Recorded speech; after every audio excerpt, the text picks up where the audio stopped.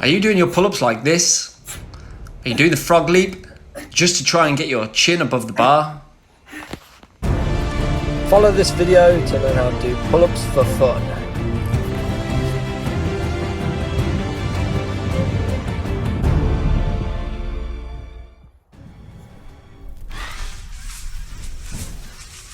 Okay, so today's video is going to be all about the pull-up. Ways in which to improve it, ways in which to get better at it, or maybe even to find that one elusive pull-up that you have been searching for and couldn't be able to do.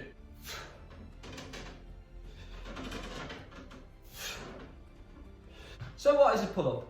In my opinion, one of the best bodyweight, upper body movements that a human being can perform. The vast majority of people can't do any, and it's an impressive movement that is going to help develop your back and muscle size and strength, and also just give you all around upper body strength with limited resources. All you need is a pull-up bar or a tree or anything that you might find around.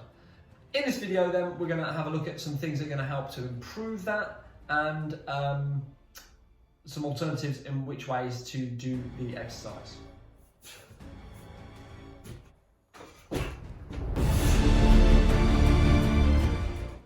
First things first then, with a pull-up you have to look at what your limitations are.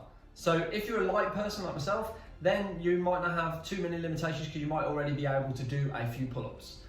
We will be looking at ways at the end of the video to increase the ability of how many you can do. If you are a heavier person, you have to first address the fact and notice that it is a weight. So if I was to, for example, tell you to lift a weight of your own body weight above your head and press it, you'd turn around and say, well, I weigh 80, 70, 50, 110 kilos. And you look at me like I've gone out. However, for some reason, when we're not looking at an external weight and you just look at your own body, you think to yourself, why can't I do that? It is still a weight. So you're going to be limited by the fact that you weigh a certain amount of weight, or by the fact that you don't weigh heavy enough if you're really good at pull-ups and you can bang out more than 10. So as with most things, consistency is key. Introducing these movements in a consistent phase, maybe every Monday and Thursday, so twice a week, and continuing to do them for 4 to 6 weeks to see the improvements that you're doing. And that's doing the exercises to strengthen the pull-up, plus playing and practicing with the pull-up itself. Also adding in the alternative exercises. In essence, do more, get more. Follow this workout program to increase your pull-up capacity and maybe get that first pull-up. As with everything, you want to think about form and technique. So to start with, we want to be engaging our upper back. So the way we do this is we pull our shoulder blades down and get ourselves into what would be a passive hang, squeezing nice and tight and squeezing our shoulder blades together before then going for the full pull-up. Once the back is fully engaged, we can then pull ourselves all the way up, forcing our elbows into our back pockets. And a good cue point for this is to think about pulling the bar down to you, not pulling yourself up. This should be done when going into all types of pull-up. Okay, so banded pull-ups are a great bit of kit. Want to get your feet into band. That's going to give you the most help because the band's going to be at its full extension. And if you get both feet in, then you're going to be pulled on both sides. From there, you're going to allow yourself to drop. And using the band with your legs nice and straight, pulling up to the top, going back down.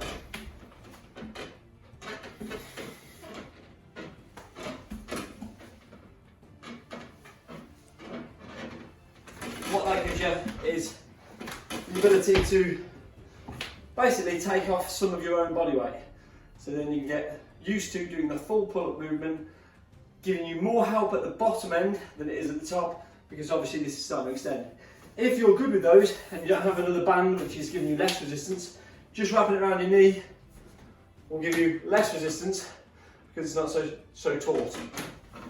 But still giving you the helping hand to get from the bottom position. From there, you can move up to pushing it right underneath your armpits all the way down onto your bum, so you're like so. So you're not getting as much help each time you do the movement. As you see there, there's no help at all. Next then we have the inverted row. So here I'm using a TRX or a suspension system to pull myself up to the bar. Now this is obviously less weight, and if it's still too hard to reach the rep range I require, I'll move my feet backwards to make it even easier. Once you have this down, you can then move it into an inverted position where your feet are elevated onto a box, so it's almost a horizontal position. That will then increase your back capacity. Or you could use a bar, a low bar, to then do exactly the same movement and pull your chest all the way to the bar, engaging your full back. Alternatively is a bent over row, pulling the bar to your chest in the same movement pattern. Next we have the lat pull down.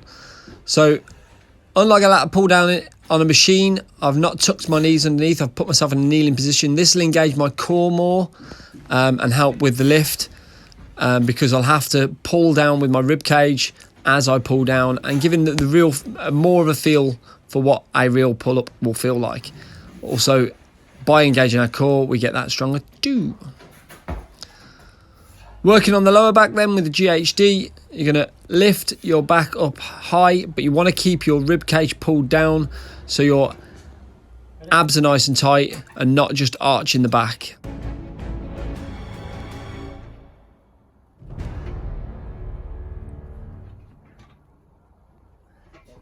So on the eccentric phase side of the pull-ups, or the lowering negative phase of the pull-up, I want to try and build this up so that we get to around about 30 seconds. But to start with, just start with the time that you can control, but control the whole motion all the way down. So jumping up, getting your chin above the bar, elbows in nice and tight, elbows in your back pocket, and slowly lowering down, under control, until you get all the way down to the bottom. Notice here, I haven't relaxed the shoulders yet, and that is the dead hang. And then you build all the movement, and that will really work because it will rip the muscles, and then once you've prepared them, they get stronger.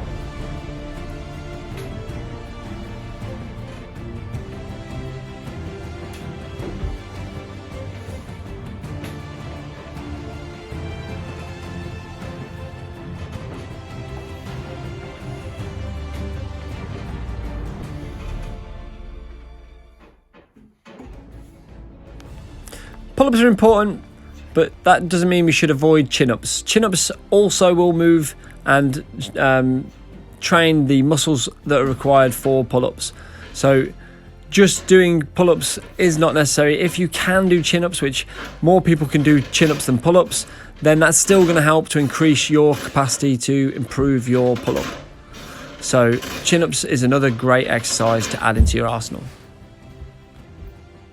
A different way of improving your consistency of the pull-up then is to look at doing them around about 60% of the amount you can do, but doing them so much more consistent, like 5 or 6 times a day, spread out throughout the day for about 3 days in a row, having a 4th day as a rest day, and putting the bar somewhere where you are going to pass more regularly. So if you have a doorway pull-up bar, or you have somewhere where you walk through or walk by that has somewhere that you have pull-ups available, then have something that reminds you. So for example, every time you go to the toilet, you do 3 pull-ups, 5 pull-ups, 6 pull-ups, depending on the amount you can do. Look at them at 60% of that amount and just doing them more often. Consistency again is key. That way of doing it will also help to improve how many you do and really just get your body used to doing the movement. Hope you enjoyed the video. If you did, don't forget to like, subscribe, tell your friends about it, share it, and keep doing it. Remember, consistency is key. And go monster and own that pull-up bar. See ya!